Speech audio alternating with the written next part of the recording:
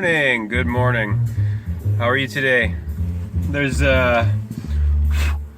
one technique that the power structure, the powers that believe they be, the establishment, through their mainstream media mind control systems uses. One technique they use to marginalize and attempt to shut down dissenting voices, dissidents, outsiders who are capable of objectively assessing the mainstream situation from the outside because they're not totally engulfed in it.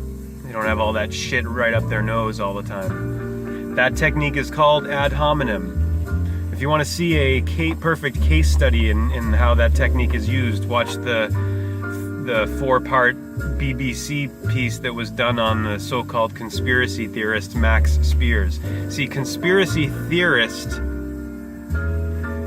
is itself an ad hominem technique. When you take someone and put that tag, conspiracy theorist. Fact of the matter is, we're not dealing with theory, with the body of information called conspiracy. We are dealing, which is two or more people coordinating in a conspiracy. They're breathing and working together for a common goal, a community, a common unity. A community is a conspiracy. If it's criminal by law, by legal definition. Two or more people working together for a crime. Ad hominem is that technique that they use when they call you a conspiracy theorist instead of an empiricist, which is one who uses empirical or objective truth, like knocking. Here it is, obvious evidence to substantiate their case. 16th century. This would be the 17th century, the 1600s. It says here, ad hominem, 1600. I'm reading to you the etymology of the term ad, ad plus hominem, hominem. 1600 Latin. This is a Latin word. It means literally, quote unquote, to a man. To a man. Ad hominem. Hominem is man. Ad is to. To a man. From ad to, see ad, plus hominem, accusative of homo. Man. Homo is man. As in human. Homo, human, homunculus. See homunculus. Hence, to the interests and passions of the person. To the interests and passions of the person. Originally an argument or appeal to the known preferences or principles of the person addressed, rather than to abstract truth or logic. It's a technique of deflection, to make it about the person, the man, instead of the material, the subject matter at hand.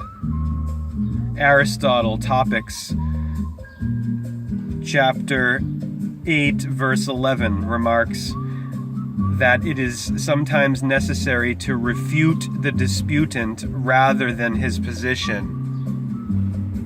And some medieval logicians taught that refutation was of two kinds: solutio recta and solutio ad hominem, the latter being imperfect or fallacious refutation. The latter would be ad hominem. It's fallacious, false, it's imperfect. Whereas the other technique of refutation in an argument, we're talking about argument techniques here after all, are we not? We have an argument with the mainstream. They're in denial. And they're using ad hominem instead of solutio recta, which is, dealing with what's here and now, the evidence, the obvious. Evidence, the synonym of evident is obvious. And the reason evident begins with ev is is because it's of eve, or Libra, of the evening of 9 o'clock. Of the position of the west, of the setting sun. The west, the best, because the full arc has taken place and one has gone from naive immaturity at the beginning here at Aries at 3 o'clock in the east and made a full arc over the summer summit at the Tropic of Cancer and the sign of Cancer, the crab, going side to side at the solstice, all the way down, back down to Libra, even, 9 o'clock. March to September are 1 to 7. March is the month number 1 originally, and Septem is Latin for 7. 1, 7, and L is 17 in English gematria. El, the bull god of the Canaanites or the Phoenicians, or Paleo-Hebrew of the Bible, of the Torah, Taurus, Torah, and now the torso of the spring, in the body of the Bible, of the book of biology.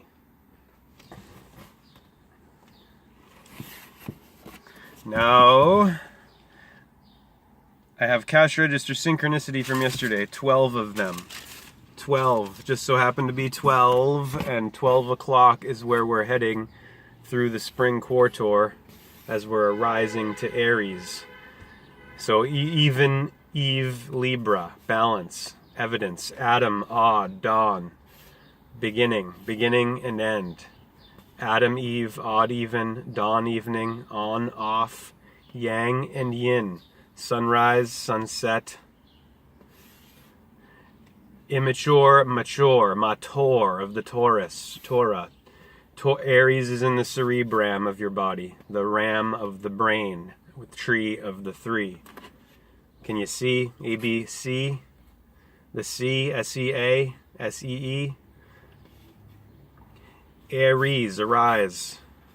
March, Mars, Horus, on the horizon, God's sun, saving us from the darkness of the quarter of the winter, of the night time of death, from the fall and the winter, and then the spring up of the offspring to spring.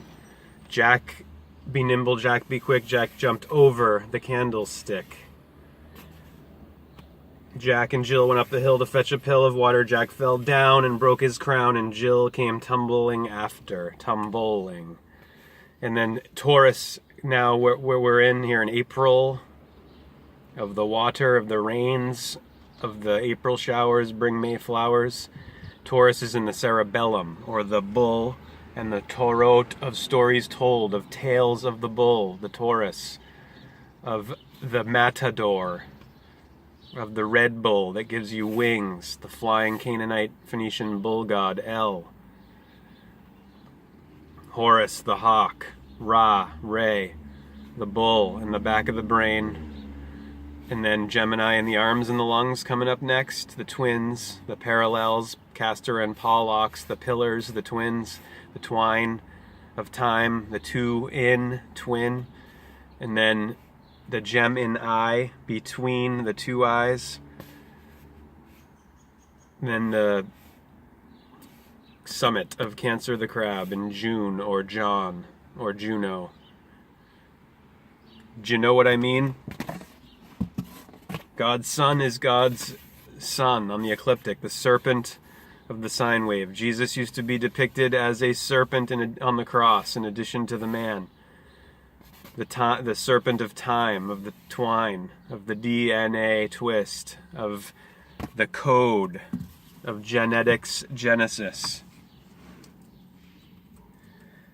Before I list these 12 to you, Jesus had 12 apostles, and Jacob has 12 tribes, Israel, 12 pairs of cranial nerves in the temples of El, the phonetic of our 12th letter, El, the Lamed in Greek and the Lambda in Greek and the Lamed in Phoenician Canaanite.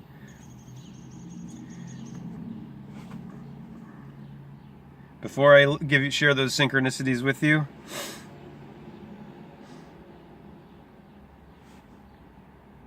I would like to share the following with you. This is from Jerry Wiseman on Facebook. What else do Kennedy and Lincoln have in common other than the fact that they are the only two presidents who ever attempted to end the Federal Reserve banking cartel? When there wasn't the Federal Reserve yet when Lincoln was in office, but the money powers that became the Federal Reserve were alive and active. Certainly not well, because these banking money interests of Bank of America and Chase Manhattan and JP Morgan, Citigroup, all of this big finance, absolute villains, sick, far from well. And they've sickened an entire biosphere, this tiny minority of the population. Less than 1%, the powers that believe they be. Abraham Lincoln was elected to Congress in 1846. John F. Kennedy was elected to Congress in 1946. Lincoln was elected president in 1860. Kennedy was elected president in 1960. The name Lincoln contains 7 letters. The name Kennedy contains 7 letters. 7. Christ equals 77 in English gematria. C is 3, H is 8, R is 18, I is 9, S is 19, T is 20. Add those up. 77. Just like Smurf in Donnie Darko. Lincoln's wife lost a child while living in the White House. Kennedy's wife lost a child while living in the White House. Lincoln was shot on a Friday. Kennedy was shot on a Friday. Lincoln was shot in the head. Kennedy was shot in the head. Lincoln's secretary's name was Kennedy. Kennedy's secretary's name was Lincoln. Lincoln's successor was named Johnson. Kennedy's successor was named Johnson. Johnson & Johnson. Andrew Johnson, who succeeded Lincoln, was born in 1808. Lyndon Johnson, who succeeded Kennedy, was born in 1908. John Wilkes Booth, who assumingly assassinated Lincoln, was born in 1839. Lee Harvey Oswald, who assumingly assassinated Kennedy, was born in 1939. Booth was known by his 3 names. Oswald was known by his 3 names. Lee Harvey Oswald. John Wilkes Booth. Booth's names are comprised of 15 letters. Oswald's names are comprised of 15 letters. Lincoln was shot at the theater named Kennedy. Kennedy was shot in a car called Lincoln. Ford Lincoln. Booth ran from the theater and was caught in a warehouse. Oswald ran from a warehouse and was caught in a theater. Booth was assassinated before his trial. Oswald was assassinated before his trial. A week before Lincoln was shot, he was in Monroe, Maryland. A week before Kennedy was shot, he was in Maryland, Monroe. The Lincoln-JFK parallel. This is from, again, Wiseman on Facebook. Wiseman, W-I-Z-M-A-N. An interesting thing which makes the Federal Reserve theory considerable is a parallel 98 years from the year JFK was killed. In 1865, another U.S. president was assassinated. His name was Abraham Lincoln. No, that was 1863, right? Oh, what was he talking about? What did he do before the assassination? Well, he had done something similar to what President Kennedy later attempted to do. He created government interest-free money, so-called greenback dollars, to pay the debt from the Civil War. Shortly after he was killed, the greenbacks were taken out of circulation. Lincoln was well aware of what was happening, as shown in this letter.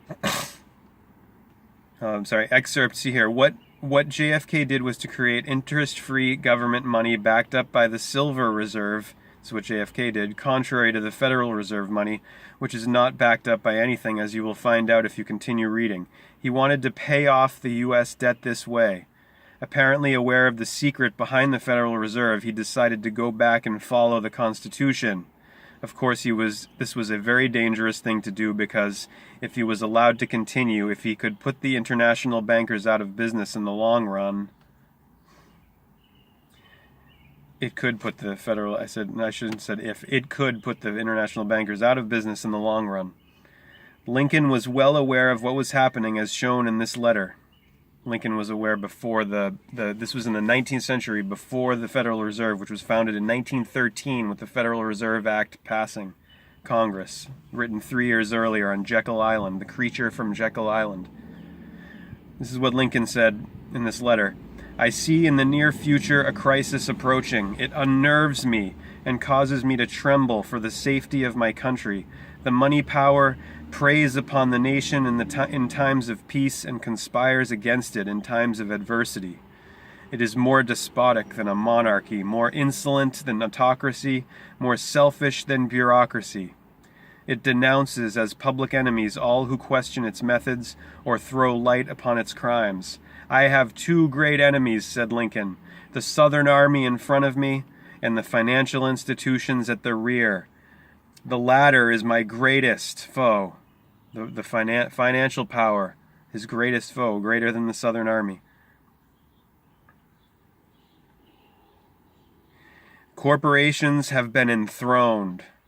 Corpse orations have been enthroned, and an era of corruption in high places will follow, and the money power of the country will endeavor to prolong its reign by working upon the prejudices of the people until the wealth is aggregated in the hands of a few and the republic is destroyed. Hare Krishna.